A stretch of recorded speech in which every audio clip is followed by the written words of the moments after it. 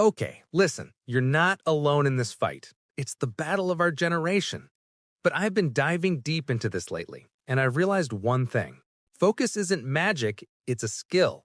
Like a muscle, you can't build it in a day, but if you train it, it grows. And you train it in two different gyms. The external one, your environment, and the internal one, your mind. Let's break down both, for real. Part 1. Your fortress. How to build an impenetrable focus environment. Look, our willpower is like a battery. If you spend it all on resisting the urge to check your phone, you'll have none left for the important stuff by the end of the day. The goal is to remove the need to use willpower.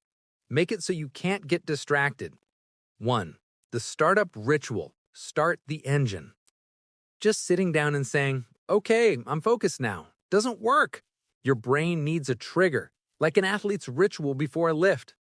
What to do? Create your own little ritual. For example, place my coffee cup on the left corner of the desk. Open my notebook. Start a 25-minute timer. Put on my headphones with this specific playlist. After repeating this for 3 to 4 days, your brain will get it. Oh, these actions mean it's work time. It switches on flow mode on autopilot. Real-life example. Think of yourself like a barista preparing their espresso machine. Your ritual is your specific sequence.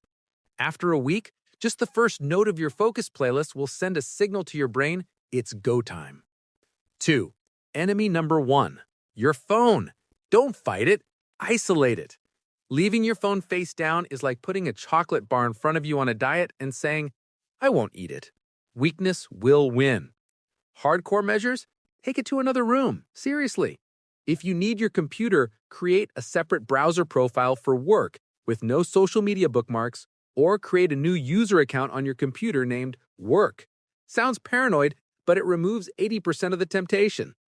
Technology to the rescue? Blocker apps are your bodyguards. Forest, you grow a tree, and if you leave the app, it dies. It sounds silly, but that gamification and responsibility to a virtual plant really work. Freedom can block sites on both your phone and computer simultaneously. 3. Manage your energy, not just your time. We often make schedules from 9 a.m. to 6 p.m., but we don't account for the fact that our energy comes in waves. Find your peaks. Observe yourself for 3 to 4 days. When is it easiest for you to do deep work? In the morning? After lunch? Late at night? That's your golden time. Eat that frog during your peak. Do the most disgusting, difficult task you've been putting off during this golden time. You'll be amazed at how much easier it feels. Save the low-energy tasks, like answering emails, organizing files, for when your energy dips. Real-life example? Your old plan. Code from 9 a.m. to 12 p.m. But from 9 to 10, you're a zombie, and your peak energy hits at 11. The new SMART plan. 9 to 10 a.m. Low energy. Don't force coding. Do routine stuff.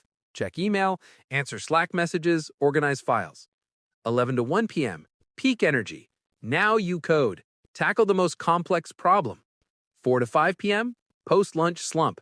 Plan for tomorrow. Do a brainstorm. Read articles. It's about working with your natural rhythm, not against it. Part 2. Attention training. How to negotiate with your brain. About 5 minutes. Okay, your environment is set, but the main saboteur is in your head. He'll come up with brilliant excuses for why you need to just quickly check. 1. The what-if technique to beat procrastination. When your brain says, this is too hard, big, boring, let's put it off. Don't argue. Play a game with it. Example. The task is to write a thesis. The thought is, yikes, that's 40 pages. I can't do it. Ask yourself, what if I didn't have to write 40 pages, but just one paragraph? Right now, just one. Could I do that? The answer is almost always, well, one, yeah, I probably could. The point is, you're tricking your brain by lowering the bar to a ridiculously low level. After writing one paragraph, you often get into a flow and do another one, and another one. The key is just to start. Another example. You need to create a 30-slide presentation. It feels overwhelming. Ask, what if I just found 3 funny memes for slide number 2? Could I do that? That's easy and fun. You do it, and suddenly you're in the flow, sketching out titles for the first few slides. The mountain doesn't seem so high anymore. 2. The 10-minute rule for any distraction. You feel an overwhelming urge to distract yourself. Check the feed, get a snack. Make a promise to yourself. I'll wait 10 minutes. I'll keep working right now, and if after 10 minutes the urge hasn't passed, I can go and do it. What happens? In 90% of cases, within those 10 minutes, you get into a rhythm and the sharp urge to distract yourself just vanishes. And if it doesn't, you're taking a conscious break, not giving in to an impulse. You are in control of the process, not the other way around. Real-life example. You're writing a report and your hand automatically reaches for the phone to check Instagram Reels. Old you, give in, get stuck for 25 minutes, return with an empty head and guilt.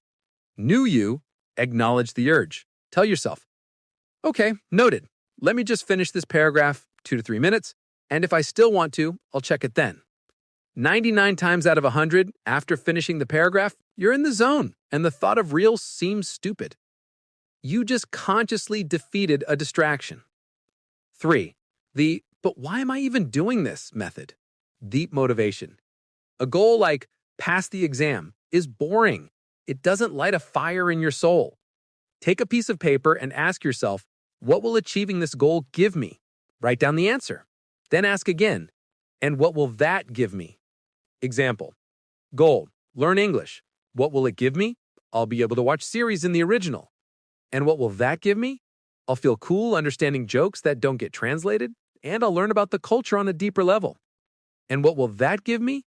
I'll feel smarter, more confident, and connected with the world. There it is. That's your real goal. Not learn English, but feel smarter, more confident, and connected with the world.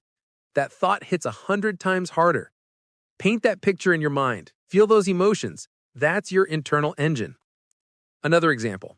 The goal is to clean out the closet. Boring. Ask, what will a clean closet give me? More order in the room? What will order give me? I'll waste less time looking for things and feel less stressed in the morning. What will that give me? A sense of control and a small win to start my day. So you're not just cleaning a closet, you're investing in your morning calm and confidence. Sounds way better, right? What to do right now? Don't try to implement everything at once. Today, choose one hack from part 1, like the startup ritual or removing your phone, and one from part 2, like the 10-minute rule. Spend 15 minutes tonight making a plan for tomorrow. Not a to-do list, but scheduling those tasks according to your time and energy. The ugly frog in the morning with a fresh head. Routine stuff after lunch. And most importantly, be kinder to yourself. You're not a robot. Distractions will happen. The whole point isn't to never get distracted, but once you catch yourself, gently and without self-flagellation, return to the task. Every single return is like one rep for your attention muscle. And that's it. It's a marathon, not a sprint. But if you start in a month, you'll look back and not recognize your own productivity. Deal?